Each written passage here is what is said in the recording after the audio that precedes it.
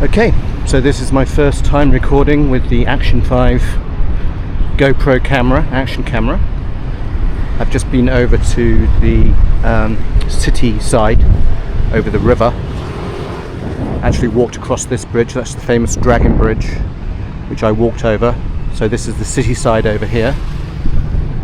This is the Han River, and over beyond the Han River, on the other side, is the beach, and that's where I live. So I'm now walking along the riverside, and you can walk for quite a few miles in either direction along the river, as you can the beach, of course, along the promenade. It's pretty amazing. So I'm actually heading now towards a shopping mall. You can see another bridge in the distance, so it's quite a healthy walk, probably about a half-hour walk. And I'm going to head down this promenade and cross the bridge and then go to the mall. I'm actually looking for some kind of a holder for this camera that I can put around my neck when I'm on my motorbike in Bali and Laos, so that I can film what I see as I ride around the beautiful island of Mali and Laos in a couple of months. So I'm having a real hard time finding one though. I've tried ordering one online, but I'm having issues getting my phone number, my Vietnamese phone number, accepted by Shopee. So Shopee is an online retailer, very much like Amazon. They don't have Amazon here, so Shopee is the nearest equivalent, and you can get all kinds of stuff on there, just like you can with Amazon, and some real bargains. But I'm having an issue getting that set up, so I'm still going to give that another try when I get back, because I have a feeling I'm going to have a hard time finding the neck harness for this camera, and I really would like to have one before I go to Bali. That way I just wear it around my neck and put the camera on and just ride around and forget about it, and I'm getting all of the footage of essentially everything that I'm seeing on the bike. So that should be cool if I can achieve it.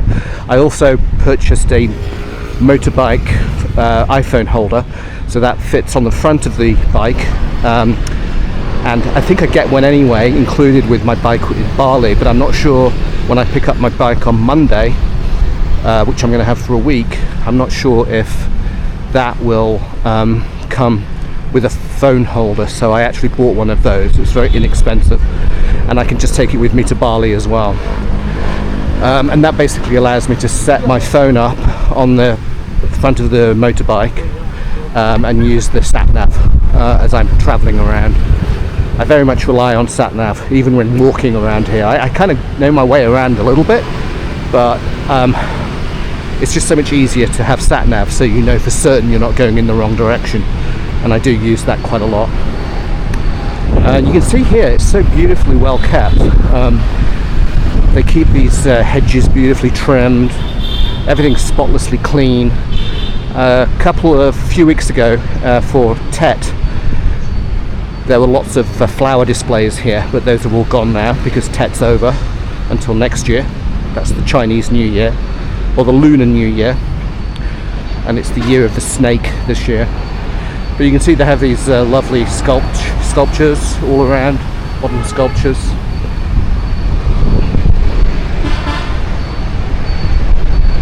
There's always the sound of horns honking, and it kind of sometimes can be annoying, but they're not doing it because they're sort of angry. They're very sort of like very placid and calm motorists. It's to warn people that they're coming. That's how they do it here. Conversely, you go to Thailand and you don't hear any horns honking, but here you do, and it's just people saying, look, I'm here, move out of the way, or just be careful. And that's really more for pedestrians than anything. The rules of the road here are, I have to say, very liberal, shall we say. You're pretty much expected to go with the flow, not go fast, which nobody does. Nobody travels very fast. If you see any motorbikes going fast, it's usually some idiot Westerner showing off on his little scooter and speeding.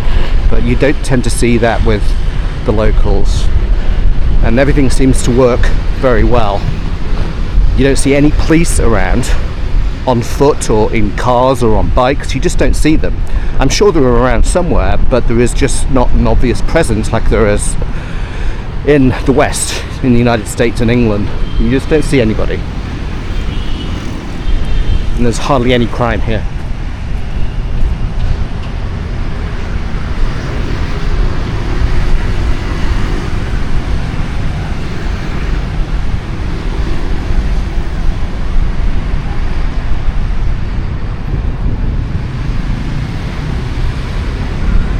So where I live is over the bridge and about another 10-15 minutes in that direction towards the beach. And when I come back from Bali, that's where I'm going to be again, in that area. I had looked at staying over on this side, on the city side.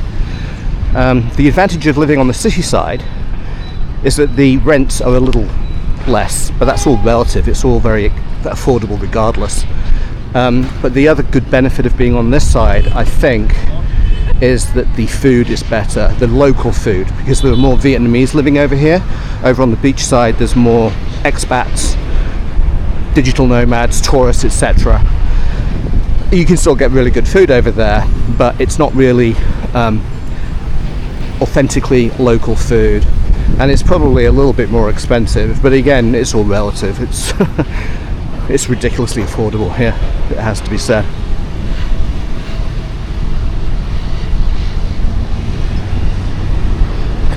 It's a very lovely day. It's very cool, a nice breeze blowing. I'm wearing shorts and a t-shirt or a kind of Hawaiian loose shirt, so it's just extremely comfortable. It has been rather humid of late, the last few days, but the last 2 days it's definitely cooled down a little bit,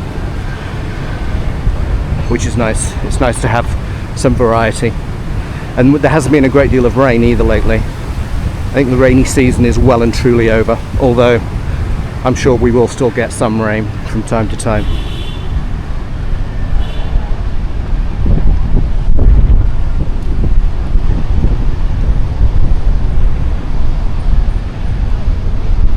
You always see a lot of people walking around, obviously tourists, but locals too, getting their exercise. Very healthy civilian population here. You don't see anybody that's especially overweight. I say that, and there's somebody that's slightly poorly just right ahead, but you rarely see anybody that's overweight. I think they do a lot of walking, and of course they eat healthy. They don't eat Western food, they don't eat processed foods. I'm trying not to eat Western food, but occasionally I do get a craving. Tonight I'm meeting some friends, and we're going to a burger place that looks really good actually. So I'll be having a burger this evening for my dinner, and I must admit I do crave Western food. I do have a craving for pizza from time to time.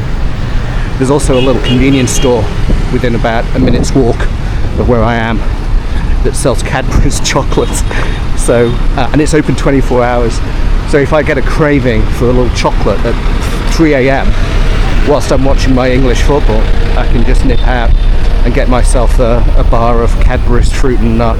I'm not sure if it's actually made in England, but I have to say it's very good. It tastes pretty authentic. It tastes like the real thing. I'm sure it is the real thing. I just don't think it's made in England.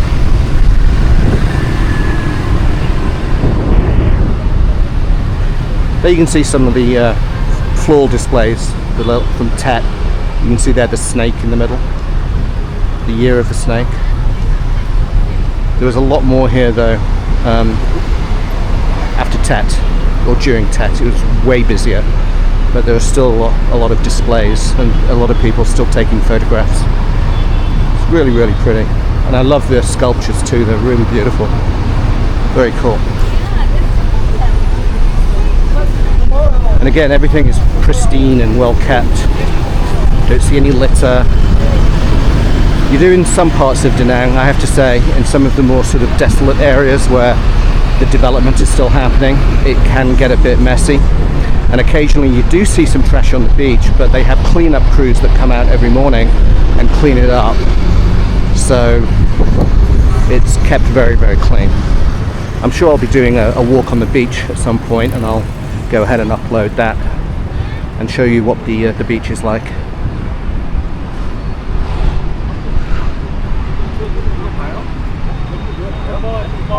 Over to the left here are assorted cafes and restaurants and camera shops and all kinds of things.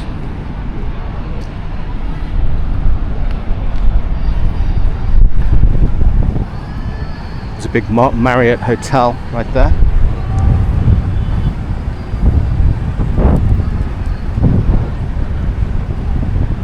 Another option of a place to live is on the beach side, but on the river, along the river, along here basically. And there's a bunch of big apartment complexes and nice hotels and houses that you can rent. So that's a possibility for the future.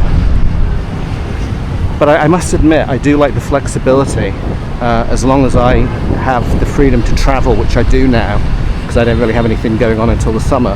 I do like the flexibility of being able to stay for 1 month somewhere and then leave and go and travel, which I'm going to be doing in Bali and then in Laos before I come to England in the summer. So I'm looking forward to that. I like that flexibility because there's so much to explore. I haven't rented a bike since I arrived, so I've been here 7 weeks, but on Monday I am renting a bike, as I said, a Honda Wave, which is a semi-automatic. All being well, I'll be picking that up on Monday and keeping it for 5 days, and I'm going to be exploring the area again. I did that last year to a certain extent because I stayed in Hoi An, south of here. I also stayed in Hue, north of here, but interestingly I didn't stay in Da Nang, even though I'm now living here. But I do remember I did visit it after I visited the Marble Mountains last year. So the Marble Mountains is a little area near here, a huge limestone mountain that you can climb, and I did that last year, and I seem to recall coming into Da Nang afterwards and just walking around a bit, but I didn't see much of it. So it's kind of interesting that one of the few places I didn't visit last year during my 4 weeks in Vietnam is where I'm actually now living, or where I'm based. I don't know if I could say I'm living here because I'm going to be coming and going, but it's a lovely place to be as a base. We've got an airport within 5-10 minutes of here. It's incredibly convenient, and I can fly direct to a lot of places around Vietnam and Thailand. I can fly to Bangkok direct, for example. I can fly to Hanoi and Saigon, and then you get connecting flights usually in Saigon, which is what I'll be doing when I go to Bali. But it's all lots of flights and very much affordable compared to Western prices. I think I'm flying to Bali and back for maybe $150. I have to stay overnight in Saigon, which is not really a problem because I have an issue with my iPhone. I fell and broke my iPhone like a moron, and I need to get the screen fixed.